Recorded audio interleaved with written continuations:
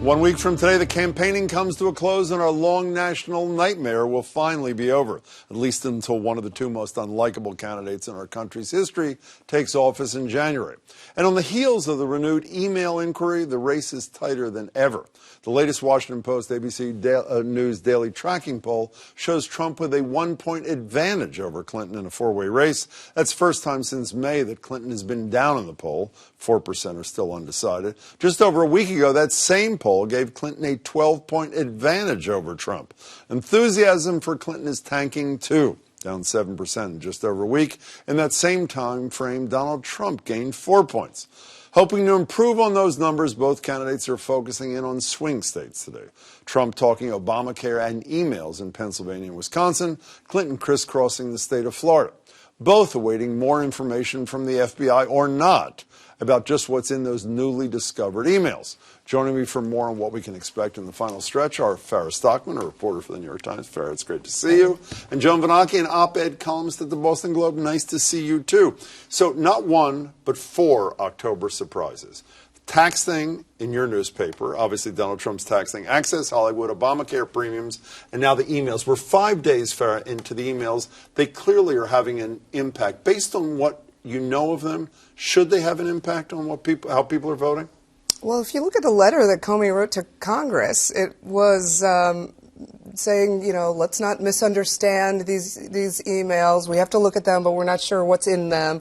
And so, I don't think they should, but they might. So Comey's kind of damned if he did, damned if he didn't. He's going to get criticized either way. She thinks he should resign. Should he? I didn't say he should resign. Yes, you did. I read your column. Michael Cohen did another column. Oh, so I thought you said it. No, I didn't. But what did you say? That's okay. I don't know that he should resign or not, but I think if Trump wins, he can thank James Comey for it. I think what he did completely, sort of, the way the media covered what he did, completely shook up what was looking like Hillary Clinton kind of gliding to a comfortable victory. But I think what you said at the end there was exactly right. If you read the letter, I think he played it totally even-handedly. If we reported it honestly and the public understood it as it was written, it wouldn't have been nearly as damning as it's turned out to be. The letter was unprecedented. Announcing that you are looking into something again and reinvestigating something is just something that the FBI doesn't do. He didn't say he's reinvestigating. Well, the press reported it that way. The letter was like throwing a Molotov cocktail into a living room. Okay, so we all agree it's having an impact, whether obviously you think it probably should not. It's not only driving up unfavorables of Hillary Clinton, it's also driving down, as I said, her enthusiasm thing. And while everybody says they have a far better get out the vote thing, you got to want to be gotten out to vote. And if they're not, that's a real serious problem for her, is it not? Yes, I think she's depending on people getting out there, and she's actually gotten a boost by the early voters. There's a lot of people who voted before this came out, and not amongst African Americans in Florida, North Carolina, and Virginia. That's true. That's true. But I do think there's kind of a scandal fatigue. Like, I think that for some voters, they're tired of They're tired of all of it, and I think some people are tuning out, and so, yes, we come out with polls that show this and that, but I think one of the most interesting things about this actual election is going to be how right were the polls. So does scandal fatigue meaning that this may not have as dramatic an impact as some think early on? I suspect that it will not have as dramatic an impact as we're hearing now, and I suspect there are some people who are going to vote for Clinton no matter what, and they are tired of hearing about emails. And there are some people who are going to vote for Donald Trump no matter what, and they're tired about hearing about his, allegations of sexual misconduct. And it's hard to move them off their. Do you buy that? I agree with that. I also think the early voting can be really important. It started right after the last debate, in which Hillary Clinton finished really strongly. I think she kind of showed her fortitude, her stamina, her ability to just kind of head off a bully. Early voting kind of started right after that when she was at a high point.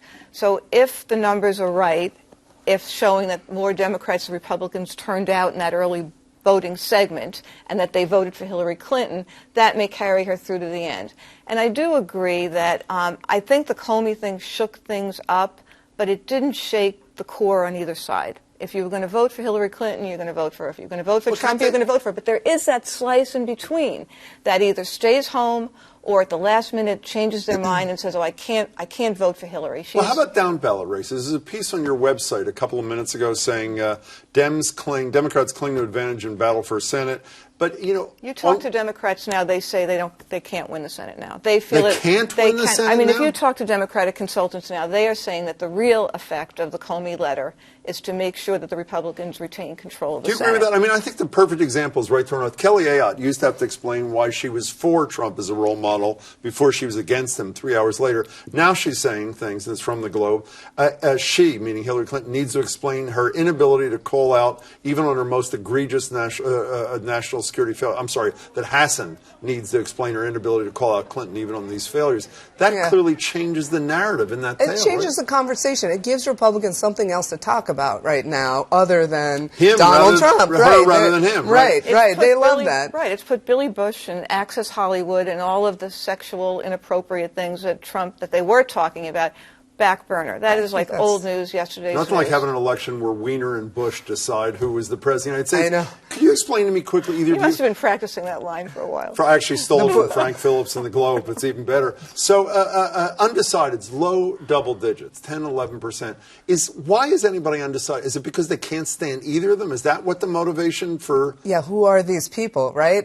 Exactly. I mean, who are these people? You would say that in a normal election, the undecideds are the least sophisticated voters, right? The people who, if you haven't figured out how you're going to vote by now, you haven't been paying attention. But I think this election is a little different because you might just be, so repulsed by both candidates that you're trying to figure out how you can vote your conscience. They may be and the still most sophisticated voters. Maybe so. Before maybe you so. go, in the final week, I've ended every discussion like this.